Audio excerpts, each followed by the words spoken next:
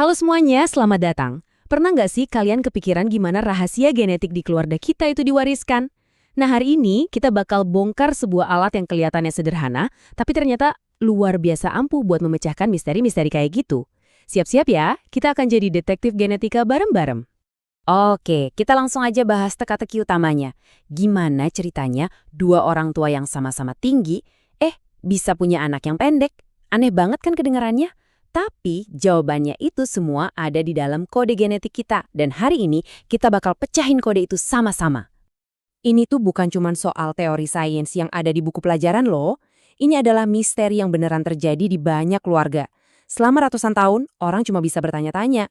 Sampai akhirnya, ada seorang ilmuwan yang menciptakan sebuah alat jenius untuk menjawab semuanya. Dan ini dia petunjuk pertamanya. Jawabannya itu ada pada informasi genetik yang tersembunyi. Jadi, orang tua itu bisa aja membawa sifat genetik yang nggak kelihatan di diri mereka. Coba deh bayangin, ini kayak mereka punya resep rahasia di kantong, tapi nggak selalu mereka masak. Nah, inilah pahlawan dalam cerita kita hari ini. Diagram Panet. Jangan salah ya, walaupun kelihatannya cuma kotak-kotak simpel, alat ini adalah kunci yang bisa mengubah teka-teki genetika yang bikin pusing jadi sesuatu yang logis dan bisa diprediksi. Jadi, apa sih sebenarnya diagram Pone ini? Gampangnya gini, ini adalah alat prediksi. Sebuah tabel yang bantu kita memetakan semua kemungkinan kombinasi gen dari orang tua. Dan dari situ, kita bisa lihat peluang setiap hasilnya pada anak-anak mereka. Keren banget ya idenya si Reginald Pone ini. Oke, teori cukup. Sekarang waktunya praktek. Kita akan pecahkan misteri orang tua tinggi tadi satu persatu. Kalian bakal kaget deh, ternyata ini gampang banget. Pertama-tama, kita kenalan dulu nih sama aktor utamanya, alel. Bayangin deh, gen untuk sifat tinggi itu kita sebut T besar. Dan dia itu dominan. Sifatnya kayak cat hitam yang kuat banget. Cuma butuh setetes aja buat bikin satu kaleng cat jadi hitam.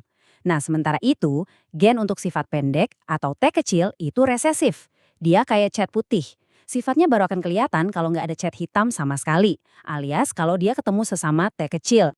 Prosesnya cuma 3 langkah gampang. 1, kita tentukan bahan genetik dari kedua orang tua.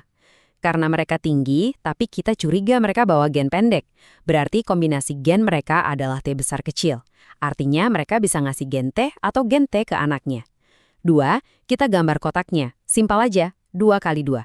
3, kita tinggal gabungin bahan dari atas dan samping untuk lihat semua kemungkinan hasilnya. Yuk, kita coba. Oke, kita mulai isi kotaknya ya. Kemungkinan pertama, kalau si anak dapat alel T besar dari ayah dan T besar juga dari ibu, hasilnya adalah TT. Nah, ini disebut homozigot dominan. Karena ada T besar, anaknya sudah pasti tinggi. Sip, 1 dari 4 kotak udah keisi nih. Lanjut, gimana kalau anak dapat T besar dari ayah tapi T kecil dari ibu? Atau sebaliknya? Nah, kita dapat 2 kotak dengan kombinasi TT. Ini namanya heterozigot. Sama kayak orang tuanya, anak dengan kombinasi ini juga bakal tinggi. Soalnya, si T yang dominan itu nutupin efek si T yang resesif. Dan ini dia jawabannya. Di kotak terakhir, kalau si anak kebetulan dapat alel T kecil dari ayah dan T kecil juga dari ibu, kita dapat kombinasi TT. Nah, karena nggak ada T besar yang dominan, sifat resesif akhirnya bisa muncul. Dan hasilnya, anaknya bakal pendek. Nah, misteri terpecahkan kan? Jadi, kalau kita lihat resep genetiknya atau genotipenya, rasionya itu 1:2:1. Artinya, ada 1 kemungkinan untuk TT, 2 kemungkinan untuk TT, dan 1 kemungkinan untuk TT. Tapi, gimana penampakannya di dunia nyata? Nah, ini bagian serunya. Ayo kita terjemahin kode genetik tadi ke penampilan fisik atau fenotip. Ingat kan, TT itu tinggi dan TT juga tinggi. Jadi totalnya kita punya 3 kemungkinan hasil anak yang tinggi. Cuma kombinasi TT yang bikin anaknya jadi pendek. Nah, dari sinilah kita dapat rasio klasik yang terkenal itu, 3:1. Dan begitulah, misteri kita akhirnya terpecahkan.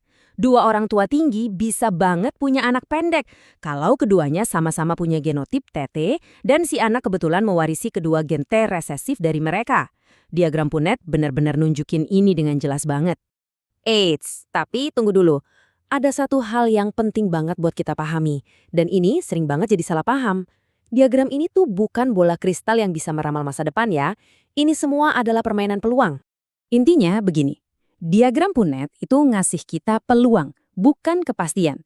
Ini persis kayak kita lempar koin. Peluang keluar gambar kan 50%. Tapi itu bukan jaminan kalau kita lempar 2 kali, pasti bakal keluar 1 gambar. Sama kayak di sini, peluang 25% anak pendek itu berlaku untuk setiap kehamilan, secara terpisah. Nah, lihat deh grafik ini. Ini ngejelasin semuanya. Untuk setiap kehamilan, dadu genetiknya itu seolah-olah dilempar ulang. Peluangnya tetap sama, 75% untuk anak tinggi dan 25% untuk anak pendek. Coba deh, ingat-ingat kalimat ini baik-baik. Setiap kelahiran adalah peristiwa yang terpisah. Artinya, hasil dari anak pertama sama sekali nggak mempengaruhi hasil anak kedua, ketiga, dan seterusnya. Setiap anak itu lemparan dadu yang baru. Oke, sekarang kita udah paham dasarnya kan?